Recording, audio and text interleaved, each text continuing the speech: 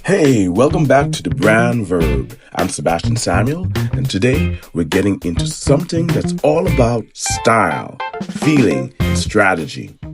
Two totally different but equally powerful design philosophies.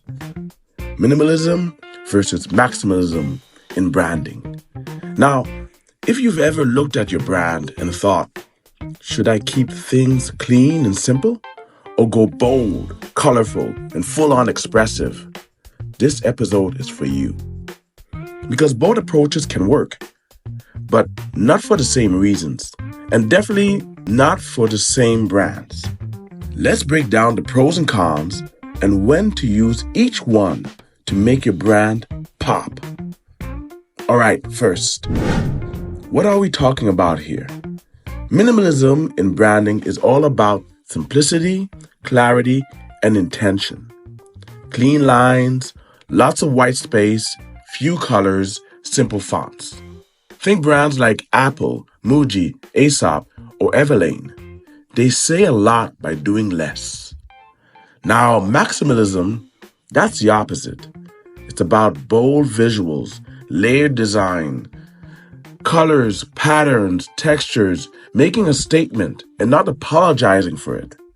Think Gucci, Glossier, Liquid Death, or Urban Outfitters.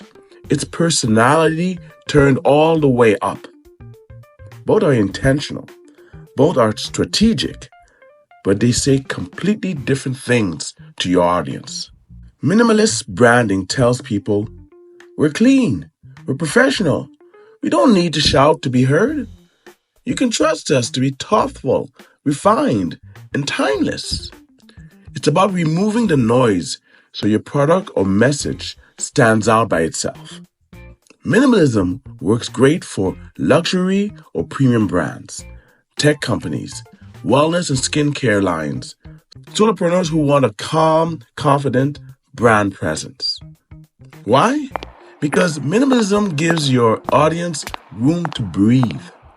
It feels focused, polished, premium. But let's keep it real.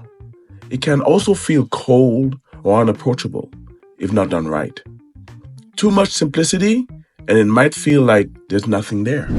Now let's flip it. Maximalist branding tells people we're bold, we're creative, we have a lot to say, and we're not afraid to say it. This brand has energy, personality, edge. Maximalism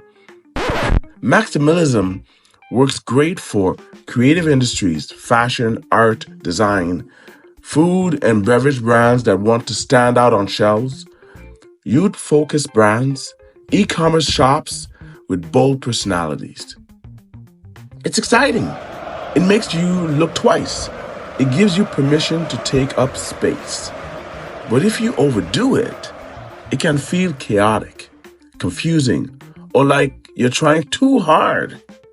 The key is knowing how to make all that visual energy feel cohesive. Apple, which equals minimalism. Everything is clean, neutral, simple. The brand is saying, our product is so good, it doesn't need decoration. That works because their audience values clarity and elegance. Now flip that, Glossier or Glossier. Maximalism light. Soft pinks, handwritten fonts, product textures, playful packaging. It's maximalism that still feels curated.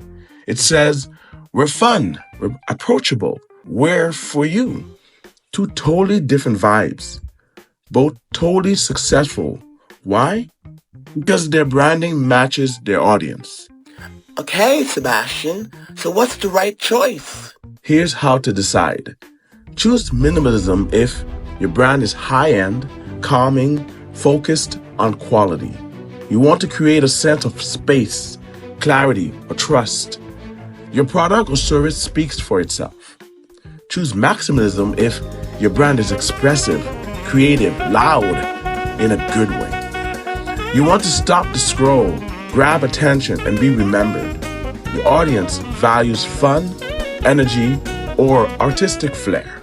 And if you're not sure, start by asking, What does my audience expect? How do I want them to feel when they see my brand?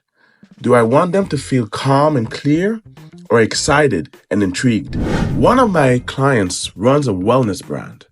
When she came to me, her website was full of colors, bold fonts, crazy patterns. It was giving confusion. The problem?